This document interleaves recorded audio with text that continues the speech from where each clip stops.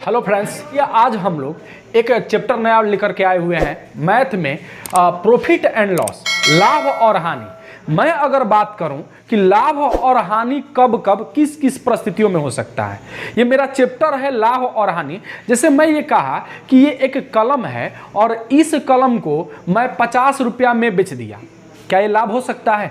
या ये कहें कि मैं कोई कलम लिया, खरीदा किसी रुपया पे और उसे ला करके मैं अपने घर पर रख दिया, तो क्या ये लाभ हो सकता है या हानि हो सकता है? तो आप कहेंगे कि नहीं। तब ये लाभ हानि कैसे होगा कि आप इस वस्तु को खरीदिए और खरीद करके बाजार में बेच दीजिए, तो लाभ होगा या हानि होगा। तो हम यहां पर ये बता रहे हैं कि आखिर इस चैप्टर का क्या मतलब है। तो भाई लाभ हानि तभी हो सकता है जब आप किसी वस्तु को खरीदे और बेच दिए, तबे लाभ हानि होगा। तो यहां पर हम इस चैप्टर को एक विक्रेता और क्रेता बन करके पढ़ेंगे, एक व्यापारी बन करके पढ़ेंगे। यहां पर देखें, अगर लाभ हानि की बात करें तो लाभ हानि पढ़ने के लिए कुछ शब्दों पर हमें नजर डालना चाहिए। जैसे अगर मैं बात करूं तो एक होता है सीपी, जिसे कॉस्ट प्राइस बोला जाता है, कॉस्ट प्राइस बोला जाता है। हिंदी में इसे क्रय मूल्य बोला जाता है, हिंदी में इसे क्रय मूल्य बोला जाता है, क्रय मूल्य बोला जाता है। एक पॉइंट होता है, एक पॉइंट होता है मार्क प्राइस, मार्क प्राइस जिसे अंकित मूल्य बोला जाता है, अंकित मूल्य। एक टर्म होता है, एक टर्म होता है सेलिंग प्राइस, एसपी, जिसे आप सेलिंग प्राइस कहते हैं, जिसे हम लोग हिंदी में विक्रय मूल्य कहा जाता है। इसके बाद होता है पी फॉर प्रॉफिट, प्रॉफिट लाभ, लाभ। और इसके बाद एल, एल फॉर लॉस, हानि। इसके अलावा भी कुछ टर्म को पढ़ना है, ठीक है। तो चलिए इन शब्दों को हम लोग भली भांति से समझते हैं, इस शब्दों को हम लोग भली भांति से समझने का प्रयास कर रहे हैं। जैसे अगर मैं कहूं, थोड़ा समझाने की कोशिश करूं कि भाई लाभ हानि कब हो सकता है, तो आप कहोगे कि लाभ हानि तबे होगा जब आप किसी वस्तु को खरीदो और बेच दो, तो या तो लाभ होगा ना तो हानि होगा। लेकिन आप किसी वस्तु को खरीद करके घर पर रख लीजिएगा, तो क्या इससे लाभ होगा या हानि होगा, डिसाइड नहीं कर सकते हैं। तो हमें लाभ और हानि चाहिए। तो लाभ हानि मैं तभी कर सकता हूं जब खरीदूं बेचूं, खरीदूं बेचूं, तभी ये लाभ हानि डिसाइड कर पाएंगे। तो लाभ हानि पढ़ने के लिए आपको इन शब्दों पर, इन चीजों पर थोड़ा नजर डालना है, क्योंकि लाभ हानि में यही सब है। तो एक बार इसको हम लोग समझते हैं। जैसे मैं बोला कि भाई हम तो ये चैप्टर व्यापारी बन के ही पढ़ेंगे। तो मान लीजिए हम एक व्यापारी हैं और व्यापारी हैं, हमारे जो नज़दीकी बाजार है, हम रोहतास जिला के हैं, नज़दीकी बाजार है हमारा सासाराम। अगर मान लीजिए हम सासाराम गए ना, प्रपास की दबाई में,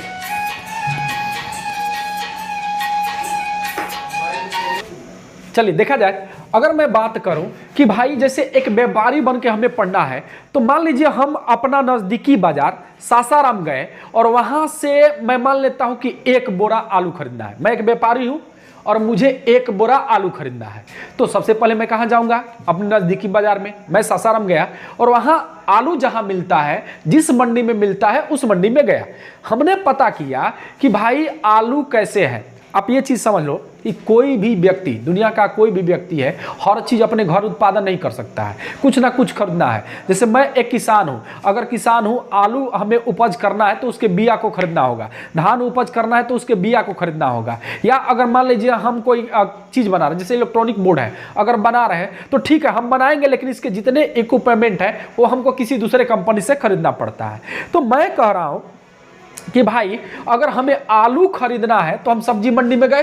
तो सब्जी मंडी में जब गए, हमने पूछा कि भाई प्रति क्विंटल कितना आलू है, कैसे आलू है, प्रति क्विंटल या बोरा की बात करें, प्रति बोरा कैसे आलू है, उस दुकानदार ने हमें बताया कि भाई 1000 रुपया प्रति बोरा मैं आलू दूंगा, 1000 रुपया प्रति बोरा आलू दूंगा। समझिएगा आप लोग। तो मैं अब तो आलू हमें खरीदना है और हम आलू पता किए भाव, तो पता चला 1000 रुपया प्रति बोरा है। मैं 1000 रुपया देकर 1 बोरा आलू खरीद लिया। तो वो जो मैं आलू खरीदना या क्रय करना, तो क्रय करने की बात करें, खरीदने की बात करें, तो मैंने 1 बोरा आलू कितना दाम पर खरीदा भैया? 1000 रुपया पर। तो मैं कहूं कि 1000 रुपया को हम लोग क्या कहेंगे? तो ये 1000 रुपया जिससे मैं आलू खरीदता हूं, इसी को क्रय मूल्य कहा जाता है। अगर मैं इसकी परिभाषा की बात करूं तो कहा जाएगा वह मूल्य या जिस मूल्य पर किसी वस्तु को क्रय किया जाए, जिस मूल्य पर किसी वस्तु को खरीदा जाए, वह मूल्य वस्तु का क्या कहलाता है? क्रय मूल्य कहलाता है। आई रिपीट, जिस मूल्य पर किसी वस्तु को खरीदा जाए वह मूल्य वस्तु का क्या होता है? क्रय मूल्य होता है। तो क्रय मूल्य के बारे में हम लोग जान गए। तो अब ये समझना है कि ये मेरा जो मान आया, ये मेरा क्रय मूल्य है। ये मेरा क्या है भाई? क्रय मूल्य है। ये मेरा क्रय मूल्य निकल गया। अब मैं थोड़ा सा दिखाऊं, थोड़ा सा मैं बात करूं। ये मेरा क्रय मूल्य है। अब मान लीजिए उस वस्तु को तो हमने खरीद लिया, और खरीदने के बाद ऐसा नहीं ना कि उसको घर में रखेंगे। अगर घर में रख देंगे तो ना तो लाभ होगा ना तो हानि होगा। तो हमें बेचना होगा, तभी हम लाभ हानि को डिसाइड कर सकते हैं। तो उस वस्तु को हम वहां पर खरीदे और उसे अपने विक्रय केंद्र पर लाना होगा, जहां मेरी दुकान है वहां लाना होगा। तो ऐसा नहीं ना कि उसको इसी तरह लेकर के आएंगे। आप चाहो तो अपने कपार पर रख के ला सकते हो, लेकिन भाई दूरियां ज्यादा है तो हमें कोई साधन का यूज करना होगा। अगर मान लीजिए उस बोरा आलू को किसी साधन से लेकर आए तो फ्री में तो लेकर आएगा नहीं, उसके लिए हमें चार्ज देना होगा। तो मैं कहता हूं कि इस 1 बोरा आलू को इसके विक्रय केंद्र तक लाने में भाई 100 रुपया भाड़ा लगा। कितना रुपया भाड़ा लगा भाई? 100 रुपया भाड़ा लगा। 100 रुपया भाड़ा लग गया। अब टर्म ये है कि भाई 100 रुपया हमको भाड़ा लगा। अच्छा, हमहू तो यहां से सासाराम गए आए, तो मान लेते हैं जाने में 100 रुपया भाड़ा लगा और आने में 100 रुपया भाड़ा लगा। तो ये टर्म अगर कहें कि भाई इतना हमारा भाड़ा लग गया, यानी टोटल खर्च अभी तक के लिए ऊपरी रख रखाव में कितना रुपया लगा? 300 रुपया। अब यह है कि मैं यहां से सासाराम गया मार्केटिंग करने के लिए, वस्तु खरीदने के लिए, तो हमारा भाड़ा इतना लगा, लेकिन वहां जाने पर कुछ खर्चा उर्चा होगा ना, खाना पानी खाएंगे ना भाई, नाश्ता करेंगे, चाय चुकड़ करेंगे, पान पत्ती करेंगे। तो मान लीजिए इस कंडीशन पर मुझे 200 रुपया खर्चा करना पड़ा, 200 रुपया खर्चा करना पड़ेगा। तो मैं कहूं कि इसको खरीदने में टोटल खर्च कितना लगा भाई? तो आप कहोगे 500 रुपया। तो ये 500 रुपया है क्या? ये 500 रुपया को हम क्या कहेंगे? तो इसको कहा जाता है ऊपरी व्यय। क्या कहा जाता है भाई? ऊपरी व्यय, अतिरिक्त खर्च भी कहा जाता है ऊपरी व्यय। तो ये जो ऊपरी व्यय लगा है, मुझे तो आलू खरीदना था, हम तो आलू खरीदने के लिए गए थे, तो 1000 रुपया तो वहां दे दिए, लेकिन उसको विक्रय केंद्र तक लाने में 100 रुपया लगा। हम यहां से मार्केट में गए तो मान लीजिए मेरा भाड़ा 100 रुपया हुआ, आएंगे तो गाड़ी पर तो 100 रुपया और भी तो देना होगा, तो टोटल 300 रुपया खर्चा हुआ। इसके अलावा जब हम मार्केट में जाएंगे वहां पर, तो भाई हम भी इंसान है, हमें भूख लगेगा, चाय चुकड़ नाश्ता करने की जरूरत है, में भी लग गया 200 रुपया। तो ये टोटल खर्चा कितना हुआ भाई? 500 रुपया।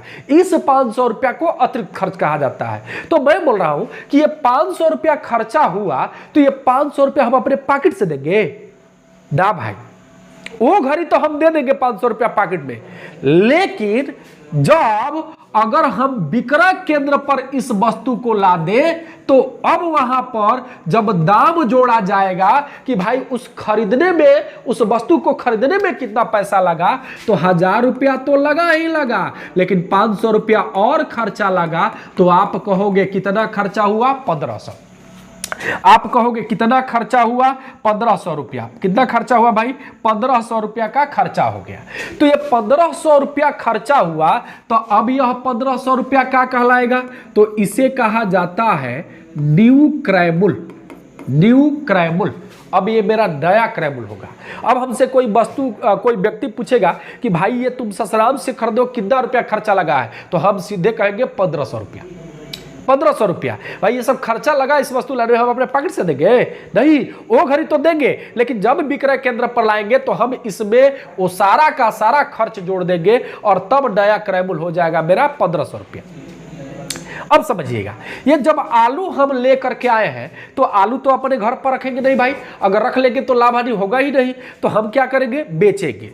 तो अगर हम बेचेंगे तो क्या उस आलू को 1500 रुपया में बेच देंगे? अगर 1500 रुपया में खरीदे 1500 रुपया में बेचिए दिए तो हम व्यापारी थोड़ा है, हमको लाभ हानि थोड़ा होगा, ये तो मूर्खता होगा। तब हम क्या करेंगे कि हर व्यापारी भाई चाहता है कि किसी भी वस्तु को अगर हम खरीद बिक्री करें तो हमें लाभ की प्राप्ति हो। तो मान लीजिए इस वस्तु को हमने क्या किया कि भाई इस पर कुछ लाभ ऐड कर लिया। भाई जब ये वस्तु हमने लाया तो हमें बेचना होगा, तो हम बेचेंगे तब 1500 पर ना, अब एक नया दाम निर्धारित करेंगे।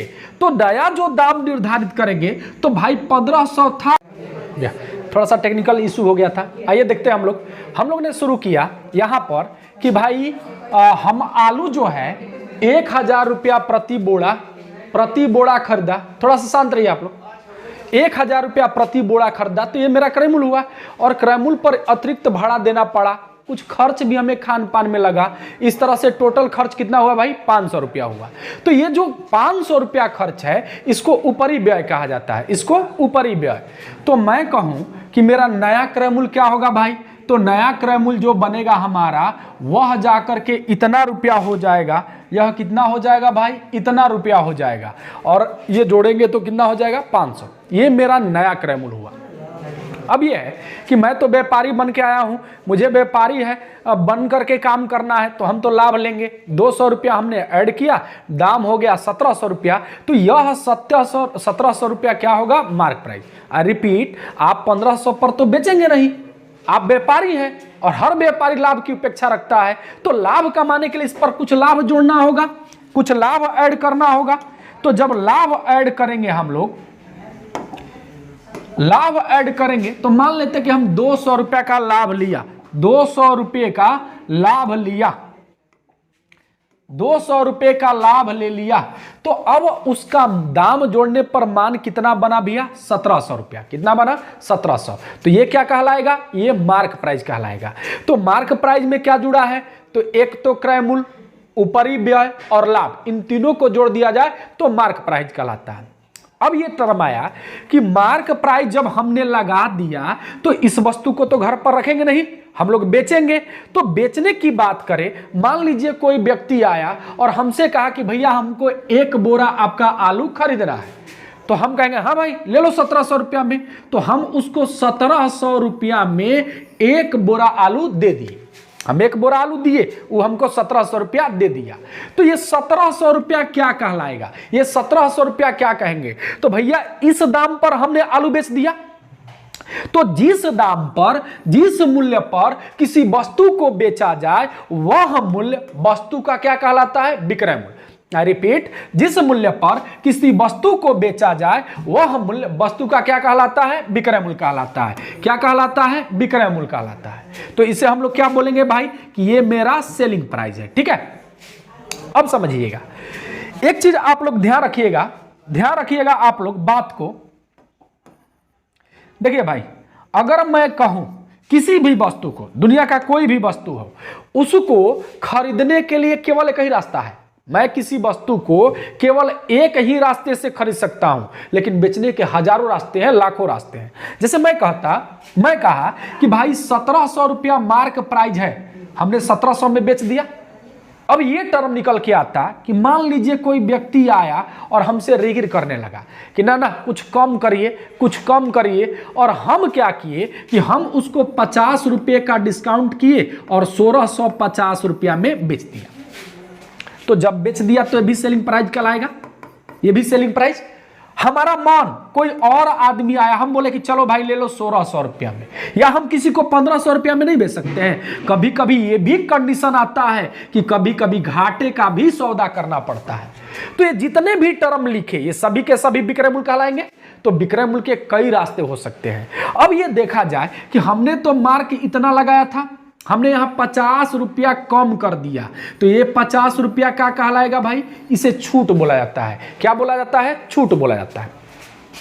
अब थोड़ा समझिएगा कि हमारे पास एक प्रॉफिट का मैटर आया, प्रॉफिट का मैटर। तो प्रॉफिट कब होता है भाई?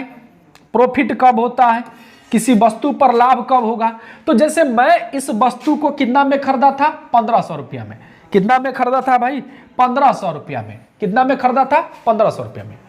अगर मान लीजिए इस वस्तु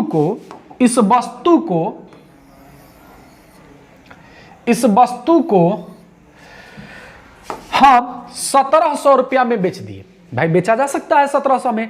तो अब मैं कहूं, मैं तो खरीदा था 1500 रुपया में, 1700 में बेच दिए। कितना ज्यादा दाम ले लिए भैया?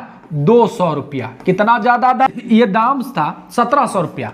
तो मैं कहूं कि भाई हम लोग क्रय मूल्य पढ़ लिए, मार्क प्राइस, सेलिंग प्राइस पढ़ लिए, प्रॉफिट का मैटर है। अगर मैं कहूं कि इस वस्तु को, जो भी एक बोरा आलू है, 1700 रुपया में बेचा, तो आप बताओ लाभ कितना हुआ? आपने खरीदा कितना में था भाई? 1500 में। 1700 में बेच दिया, कितना फालतू दाम मिला? 200। तो ये 200 क्या कहलाएगा? तो इसी को हम लोग प्रॉफिट बोलते हैं। क्या बोलते हैं? प्रॉफिट बोलते हैं, लाभ बोलते हैं। अगर हम इसको परिभाषा का रूप दें तो मैं कहूंगा कि वह मूल्य, या यूं कहूं तो क्रय मूल्य से अतिरिक्त धन, क्रय मूल्य से अतिरिक्त धन क्या कहलाएगा? लाभ कहलाएगा। क्या कहलाएगा? लाभ कहलाएगा।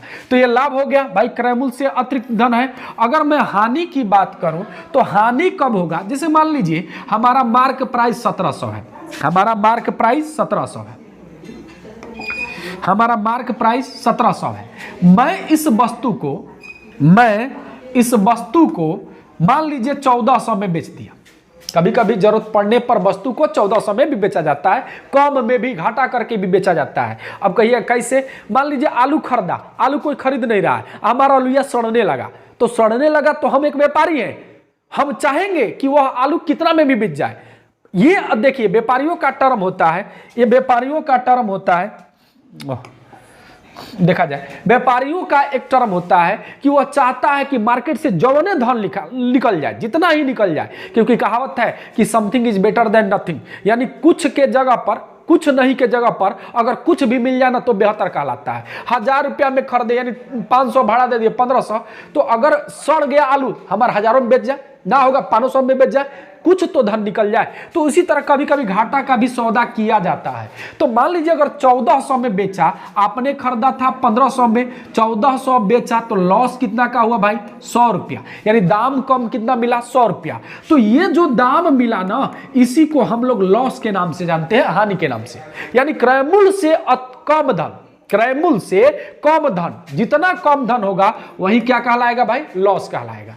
तो अभी हम लोगों ने पढ़ा किसके बारे में? क्रय मूल्य, mark price, selling price, profit, loss, ऊपरी व्यय, छूट, इन सब के बारे में पढ़ा।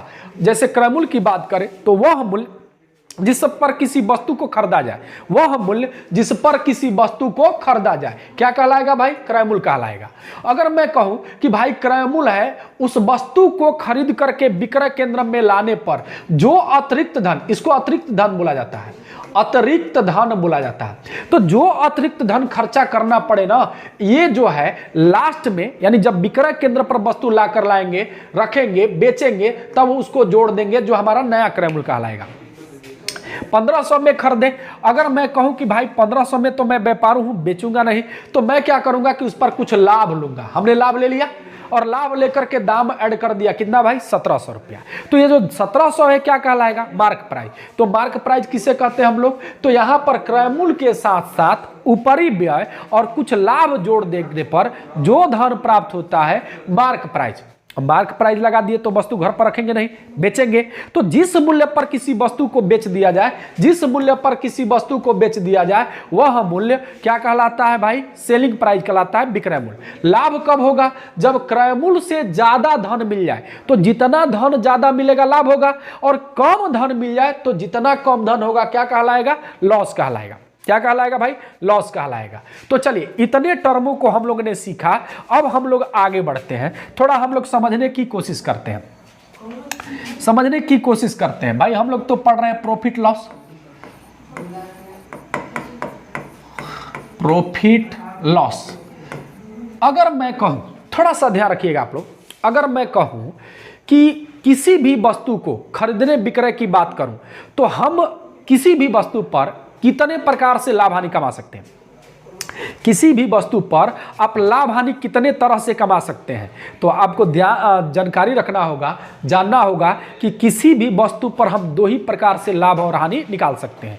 एक, या तो वस्तु के टर्म में, या तो वस्तु के टर्म में, ना तो रुपया पैसा के टर्म में। अब वस्तु के टर्म में कैसे निकालिएगा? जैसे मैं कहता हूं कि मान लीजिए 1 केजी चीनी है। कितना चीनी है भाई? 1 केजी चीनी। मैं इसे 100 रुपया में खरीदा, या यूं कहूं कि मैं इसे 40 रुपया में खरीदा। ठीक है भाई, हम इसे 40 रुपया में खरीदा। अब मैं कह रहा हूं कि भाई मैं एक व्यापारी हूं, 1 केजी जो चीनी था, वह 1 केजी जो चीनी था हमने उसको 40 रुपया में खरीदा, 40 रुपया में खरीदा। मैं कहा किसी ग्राहक से, देखो भाई मैं तुम्हें 1 केजी ही बेचूंगा, लेकिन तुमसे दाम लूंगा भैया 60 रुपया। कितना लूंगा? 60 रुपया। तो देखो भैया, मैं भी 1 केजी खरीदा था, उसको भी 1 केजी बेचा, लेकिन मैं 40 रुपया में खरीदा था, बेचा कितना में? 60 रुपया में। तो देखिए यहां पर रुपया का मैटर हुआ कि ना हुआ? यहां पर देखिए मैं ज्यादा में ना बेचा भाई, कितना ज्यादा में? 20 रुपया। तो यहां पर लाभ या हानि, हानि भी हो सकते हैं। तो यहां पर लाभ हानि कहां, किस कंडीशन से निकाला गया? तो रुपया के केस में। तो लाभ हानि का डिसीजन रुपया के भी केस में होता है। अब एक दूसरा रास्ता है वस्तु का केस। अब वस्तु के केस में कब लाभ हानि लीजिएगा? जैसे मैंने कहा कि मैं 1 केजी चीनी जो है, मैं 1 केजी चीनी भाई मान लीजिए हमने 40 रुपया में खरीदा, 40 रुपया में। मैं किसी ग्राहक से बोला कि देखो भाई मैं 1 केजी चीनी 40 रुपया में खरीदा हूं, तुमको भी 40 रुपया में दूंगा, तुमको भी 40 रुपया में दूंगा, लेकिन टर्म यह है कि मैंने 1 केजी खरीदा था, अर्थात 1000 ग्राम खरीदा था, हमने उसको 800 ग्राम ही दिया। तो यहां पर देखिए रुपया मस्ट बी बैलेंस, रुपया बैलेंस हो गया। तो रुपया बैलेंस हो गया, लेकिन अब मजा कहां मार रहे हैं? अब हम लोग कहां पर बेनिफिट ले रहे हैं? तो आप कहोगे वस्तु में। काहे से कि हमने 1000 ग्राम खरीदा था और उसको कितना दिया भैया? 800 ग्राम। तो दुनिया के कोई भी व्यापारी हो केवल 2 प्रकार से ही लाभ हानि निकाल सकता है, या तो वह रुपया के केस में लाभ हानि निकालेगा, और ना तो का चीज के रूप में भाई? वस्तु के रूप में, ना तो वस्तु के। और कोई तरीका नहीं है जहां से हम लाभ हानि डिसाइड कर सकते हैं। तो